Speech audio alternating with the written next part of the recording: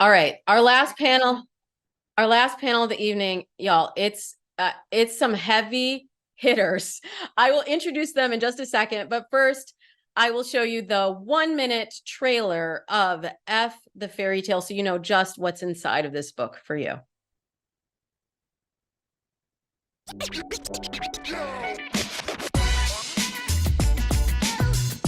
Dating today is effed. From ghosting and swipe fatigue to the texting trap, the idea of fairy tale romance has faded. I know this because for nearly 20 years, I've studied online dating and worked behind the scenes at the biggest dating apps in the world. You may have even seen my work on TV. Our resident dating expert, Damona Hoffman, and Drew Kruger, who is my very, very good friend. Or in magazines.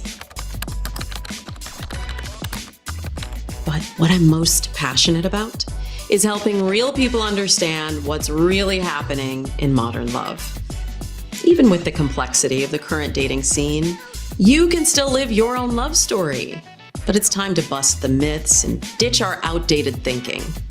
It's not your fault that you've been holding on to these broken beliefs. Rom-coms and romance novels have told us that we should feel butterflies when we meet our person. But those butterflies may actually be warning signs that we're reading all wrong. We must shift away from myths, lists, and rules because we're on the brink of a new relationship paradigm, one that's driven by the real pillars of love. The lead character of your love story deserves a happily ever after, and now you get to create it.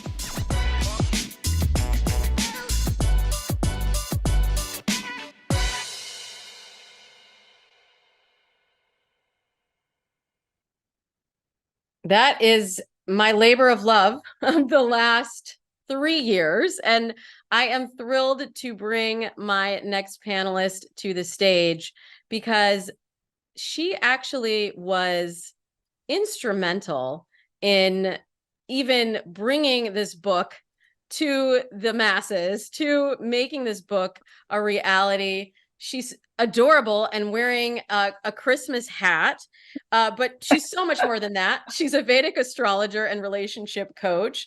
Her methods are really a blend of East and West, and she combines her training in astrology in India with cutting edge real world relationship research. She's been featured on E, on Bridezillas, on Extra, on Dr. Drew's Life Changers, Chicken Soup for the Soul, Daily Candy. I could literally go on, but and Dates and Mates like 3 times. Yes, she is. I love having Carol, especially at the top of the year. She gives us like a whole overview, an astrological love overview. But first and foremost, you are here because you're my very good friend. And literally, Carol, I'm so grateful to you. Oh my God, I really get emotional. I was not trying to write a book, y'all. And Carol kicked me in the ass and was like, why are you not writing a book? We were going hiking and she was like, 1 month from now, you're going to write a book proposal and we're going to meet back up here and we're going to make this happen. And it did. So thank you for being here, Carol. Well, I think I was like the 87th person because let's review, you, OG, had already been writing for the LA Times, writing for the Washington Post, had your own podcast for almost a decade, and then got a major TV show with a giant movie star where you were like a regular, and it was just a no-brainer. It was just time. So I went like this after you did 10 jillion hours of preparation. Well, thank you. But I needed the kick to really get it done. And, you know, I know a lot of the people here really are looking for that little kick in love. And maybe you're how I was like, well, I know I should do it. I know I want to do it. I don't know how to get started.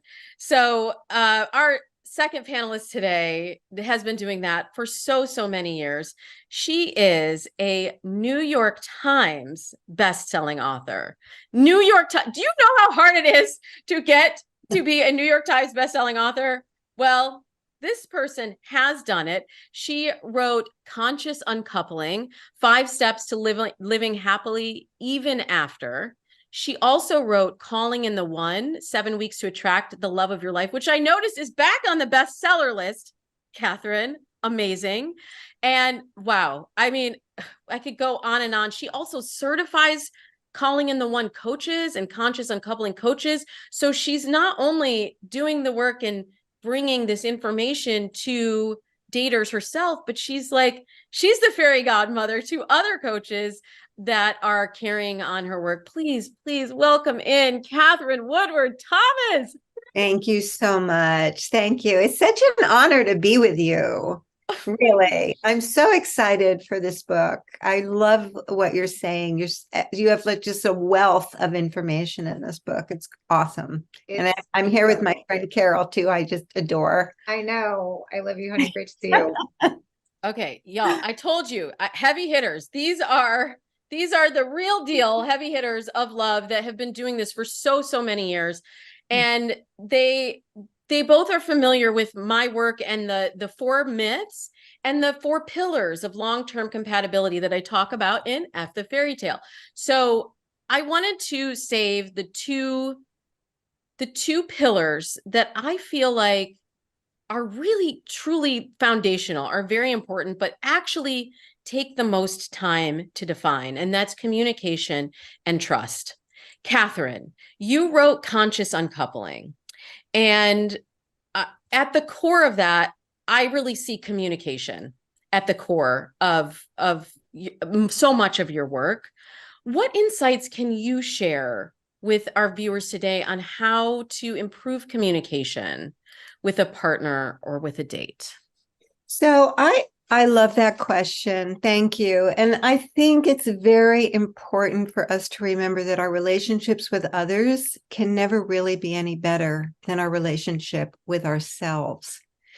So you can learn all of the good communication techniques like I statements, speaking for yourself, all the many things, even how to start a fight with something kind of positive and keeping your voice soft. Those are all really helpful interpersonal skills to build. But the truth is that if you are secretly inside of yourself projecting the worst case scenario onto the other person, like they're going to leave me, or they don't really care about my feelings and needs, or they're in it to get something and they're going to just use me, then how that communication is going to come out is distorted. And it's not going to actually go in the direction that you're hoping it will go. So I always like to say, who is the I in I love you? Which you is speaking? Is it the wounded, traumatized part of you that your father never showed up or your mother was always critical? So you're coming in through that lens. Or is it the adult center that can really inquire and be curious and negotiate the conversation in a way that really could deepen understanding between you and grow trust? Wow. You answered both questions. You answered a question I didn't even ask. I'm like, that's how good she is, y'all. And I just want to point everyone's attention to, there's a Q&A button at the bottom. This is a rare treat to have Katherine Woodward Thomas and Carol Allen in the room and in the same room together. So if you have questions, please put them in the Q&A box. We're not doing the chat tonight, but we're doing the Q&A box. And I've got a couple of I got some fans of both of your work, actually, that have submitted to say that, Carol, your right man report is the most accurate way to see if there's long-term potential. We're going to talk about the astrological aspect of this in a moment. Thank you, whoever that was. That's Alexis. Shout out, Alexis. And Jeannie says, the check is in the mail. And Jeannie says calling in the one is the bomb. It's really helping her a lot. And she says, thank you, Katherine. Thanks. All right, Carol, let's get astrological for a moment. Look, I get my annual report from you. What is the report called? It's called the Personal Success Calendar, and it's a daily guide to helping you plan your days in alignment with the forces of the universe. Yes, so I get that every January. All my clients get that every January. I just, as we're framing from an astrological perspective, there, I see in your approach, it's not so much about like, we read in the drugstore, this drugstore horoscopes. It's like so and so goes with so and so, or so and so doesn't go with so and so. Right. And some matches are just gonna have challenges from an astrological perspective. That's what I've learned from you. And there's much more than just what people think of as their sun sign. And then I know there's Western and there's Vedic astrology, which is what you practice. But Yes. how do you frame this idea of, the compatibility, the astrological compatibility for daters with communication and trust in mind? Well, I really am a believer, and I've seen it for over 30 years now, that we all come in with a divine design. We all come in with a temperament and a personality from birth. And actually, my mother worked for a big time biochemist at Stanford University, and he said 91% of personality is genetic. So he was singing my song just through a different filter, right? So we all have a way of being and a way of responding to life that's unique to us. And some of us go together naturally and easily, and some of us just don't. And this helps to explain why you can meet somebody and just feel so familiar, so at ease, so relaxed, so good. And then you can meet somebody else and you feel so insecure, so anxious, so thrown off, and so bad. And based on very little interaction. And why is that? Why is that there's like a spark with some people and there's just a like, ugh, with others? And it's not something we need to, blame ourselves up for or beat ourselves up for. And there are combinations between people, and it's way more complicated than like, hey, Aquarius, you're great with Libra and Gemini. Like, it's so much more complicated. I wish it was that simple. But it really helps to explain why you'll respond differently and be your best self with some people and just fall apart with others. And so you want to look for those people where you don't have to work so hard and you don't have to try so hard and you don't have to take so many courses on communication, where you naturally, your loving side, your calm side, your patient side, your secure side comes more forward with that person. And getting to know someone, we're all a little nervous and insecure in the beginning. So, but if you keep being that way, I promise you the energy is off. Okay. So I'm just gonna ask the question, because I've gotten a few times tonight, and I've gotten a lot on the Dates and Mates podcast. Like, maybe I'm just not meant to be in a relationship. Maybe I'm not a relationship person. Are some signs just like not good in communication, not good in relationships? No, it doesn't work that way at all. If it did, we would all have cesarean section. We would all have cesarean sections. We would all make sure to like no more of a certain sign would ever be born, right? But it's so much more involved than that. You can have healthy, wonderful, high capacity, high emotional intelligence people of every sign, and you can have serial killers of every sign. Okay, so what matters more is what's called astrological affliction or high capacity. And you can see things like emotional and romantic high capacity. People with high capacity, have empathy, and they have generosity, and they can hear someone without being defensive, and they can care how their partner feels, and they can have grace and forgiveness if their partner doesn't say something sweetly or softly or start a fight with a compliment. All those things Katherine was suggesting, which are all things that absolutely are helpful. But if somebody has high capacity, you can behave badly around them and they'll be like, whoa, are you okay? What do you need? That's a high capacity person. Someone else, you can say all the right things and you can tiptoe and you can compliment them and tell them how great they are, and they'll still freak out if they don't like what you're asking of them, or if they don't, if they don't have the compassion, the empathy, if they're too selfish, too angry, too sensitive, too depressive, too independent to be in a relationship. So it's incredible. Astrology shows all of this. I practice the system from India, and it's been used for centuries to arrange marriages. And the first thing the ancient books on relationship astrology say isn't look first to compatibility. They say look first to each individual and how much astrological capacity do you both have, and only consider candidates that have high capacity. Mm. Yeah. Yeah. And that's why it sometimes feels easy with someone. And then the other times, like, well, why am I working so hard at this? Well, and that's why sometimes you can be madly in love with somebody and they can claim to be madly in love with you. And when it's good, it's like nectar of the gods. But when there's a conflict of any kind, it completely devolves and it completely falls apart so easily, even though the chemistry is amazing, you laugh easily, you agree on stuff, and you claim to love each other. And so communication is very, very important, but what's really important is do your vibes flow, man. Well, I know you're going to give everyone the astrological archetypes for singles later. Yes. Everyone will get that in their email. So we'll save some of that juicy, and then you can find out if you sign up for that, how to get the personal success calendar as well. But we've got so many questions, Carol and Catherine, we got so many questions here. I'm going to try to get through as many. This is the last panel of the night. So I'm going to try to let's rapid fire through as many as we can. We're not going to be able to rapid fire because some of these are really deep questions. But anonymous attendee says, Catherine, I'm going to direct this to you first.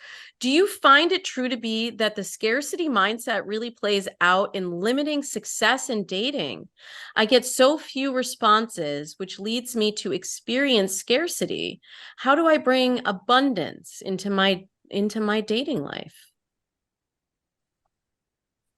That is such a deep question. I'm just trying to think how I can create that value for you in like 60 seconds here.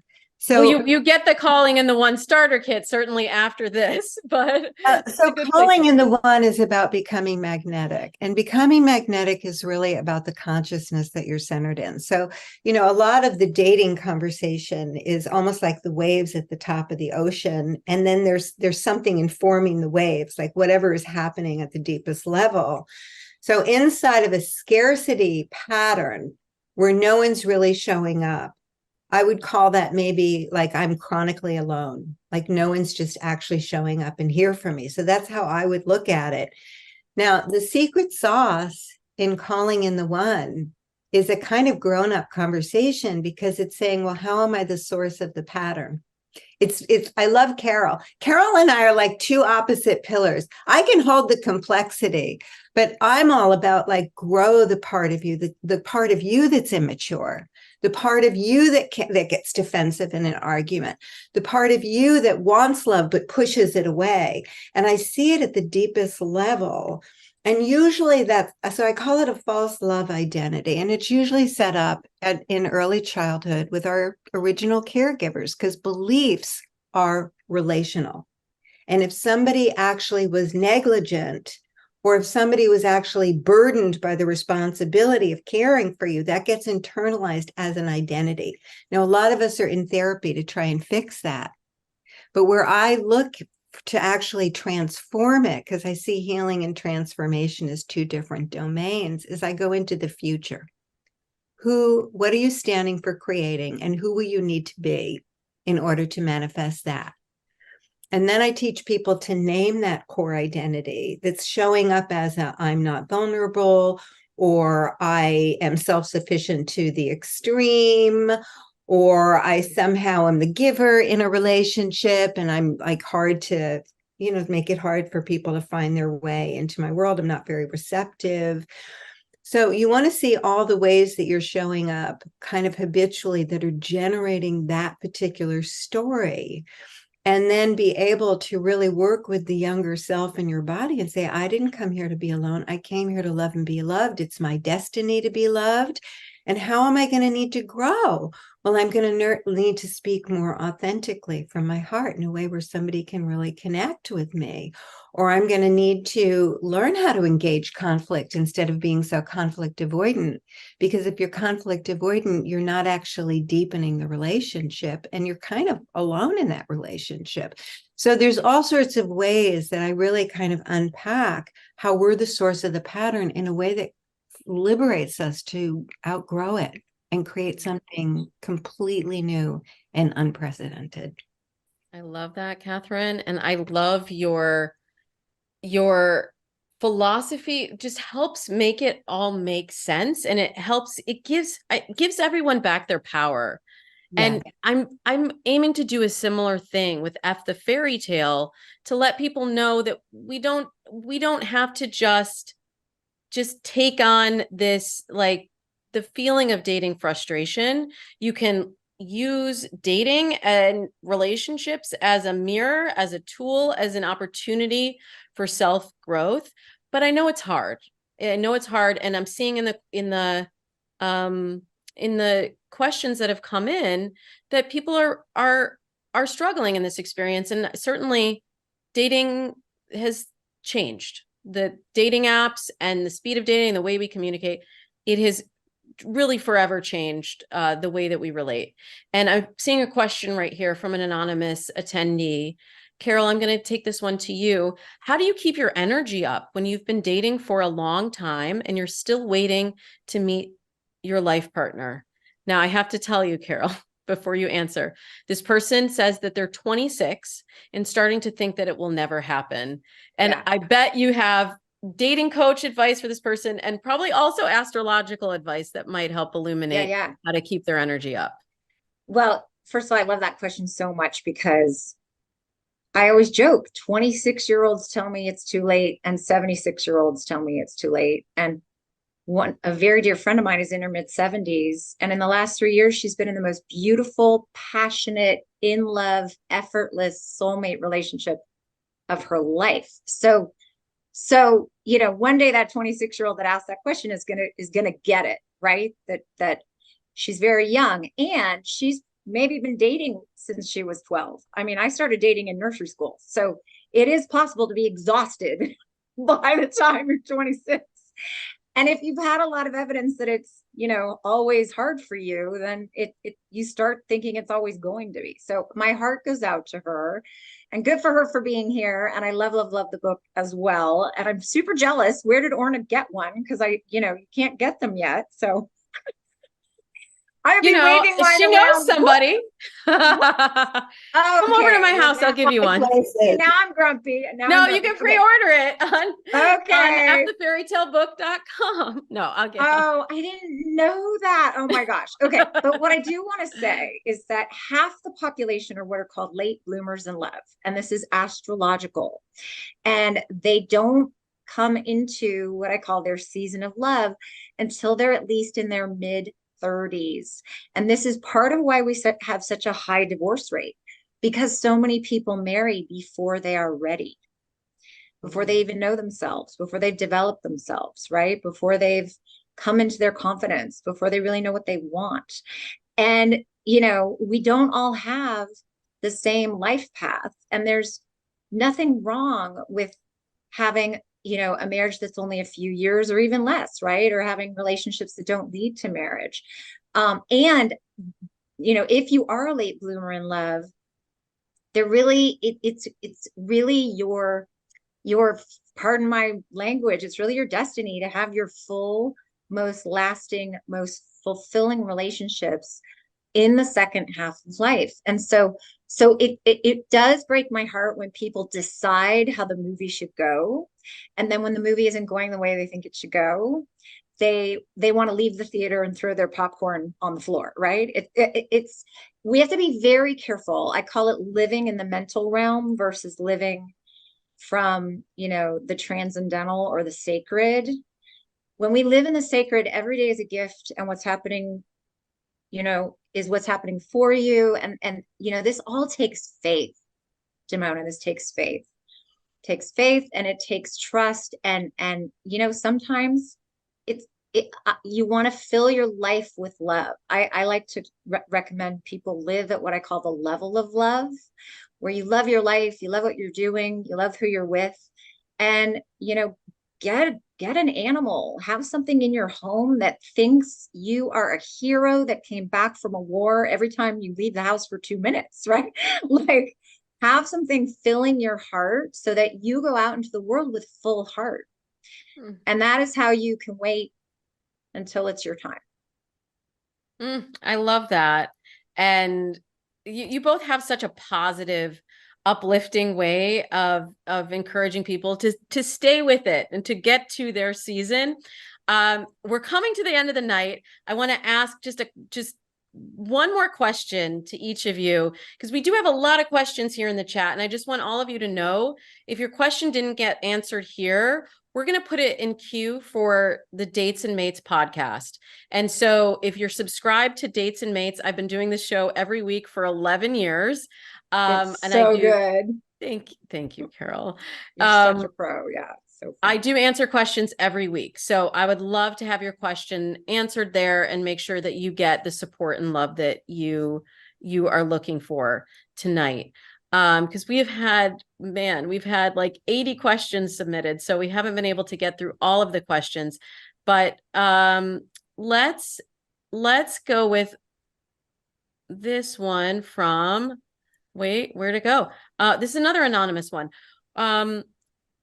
Katherine, what do you think are the top 3 deal breakers in a relationship?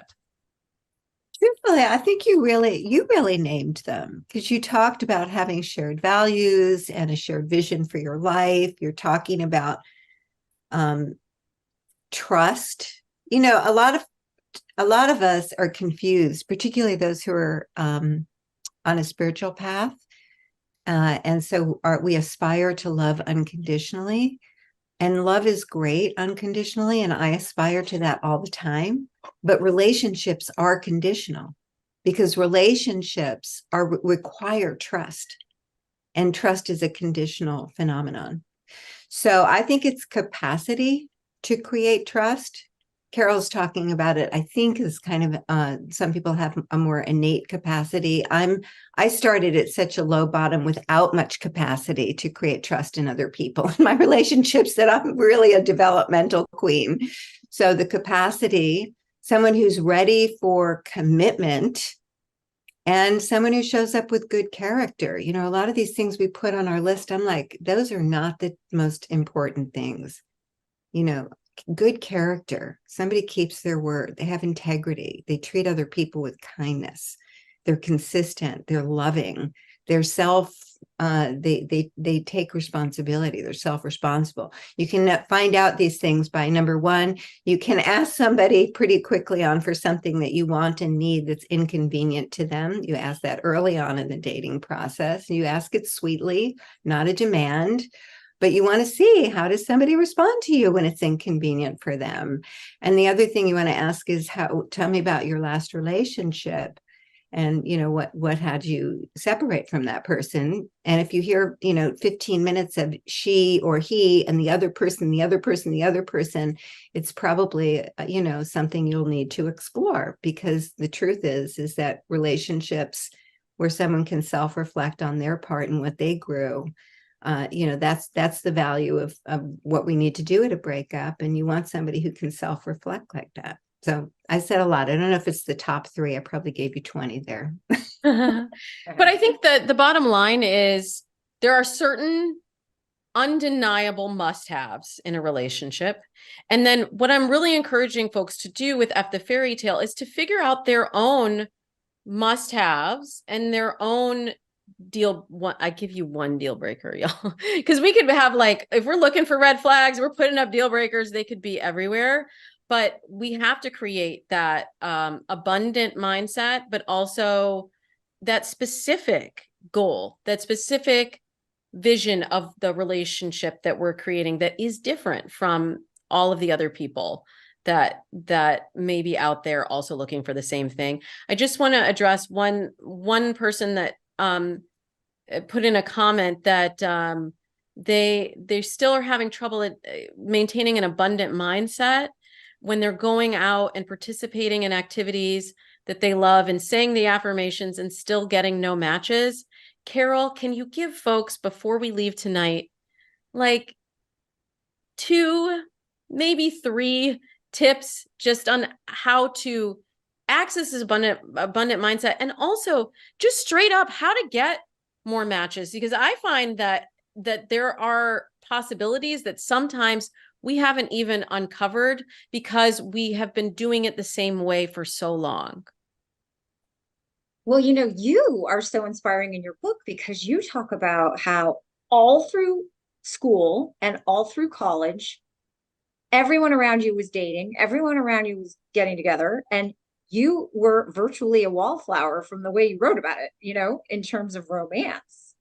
And you went everywhere with all your friends, but you got no action. And then in your 20s, you became a producer, you got into Hollywood, you learned PR, and you started becoming a very successful dater. So I want to put that back on you and say, like, how did you do that? I mean, I already shared my favorite tip. When you love your life and you're happy and your heart is full, you are a magnet. You're like bees to honey. And then the other thing I would say is, are you shooting fish in a barrel? Are you going to the gym if you're a woman looking for men at 6 a.m. in the weight room? Are you going to happy hour in a little black dress? Are you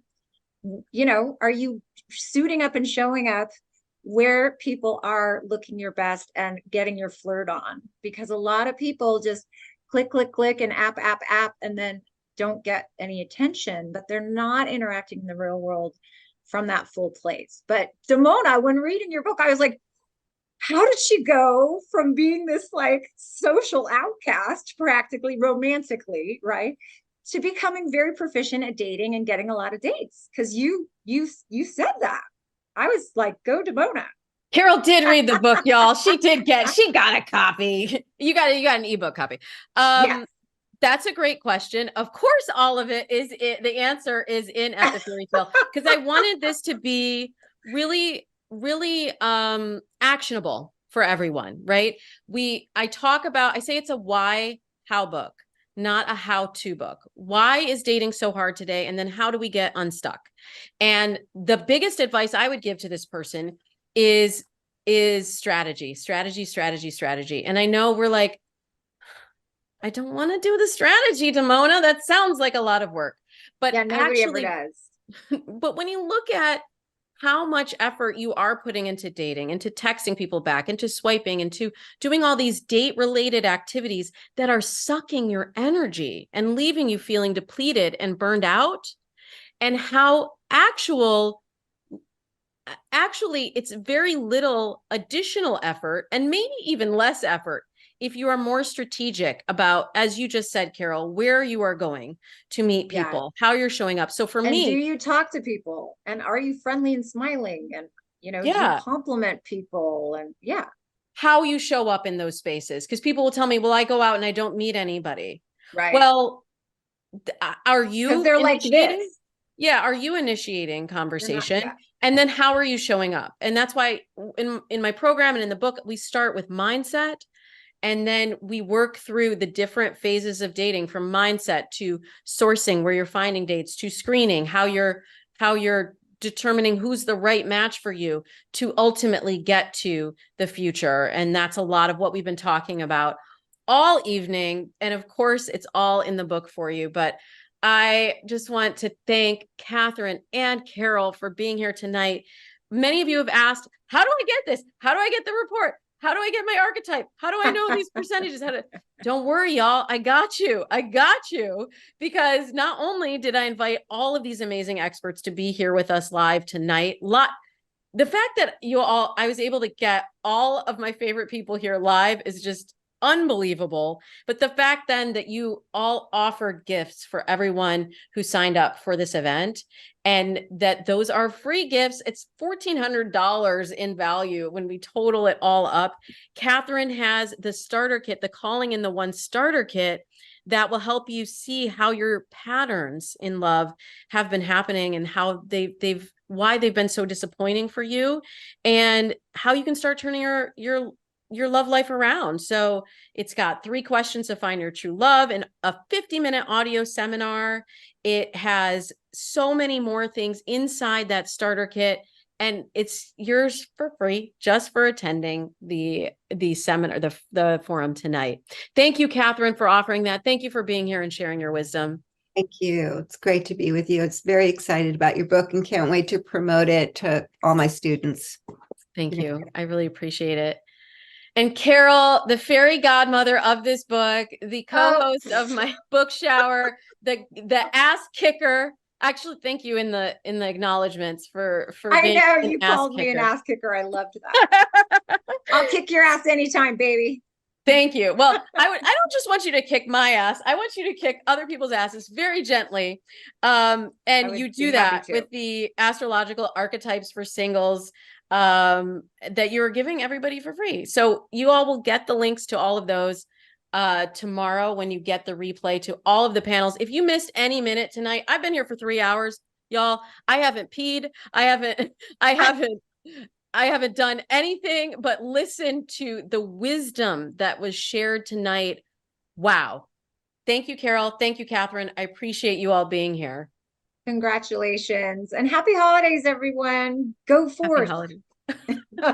I love Carol's positivity and the holiday. Lots of love, everyone. Thank you, Katherine. Bye-bye.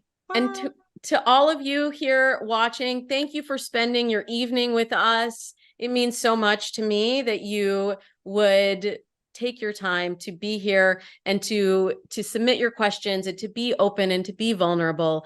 I would love to continue to support you on this journey with F the Fairy Tale. If you haven't heard yet, we are doing a big giveaway with my publisher.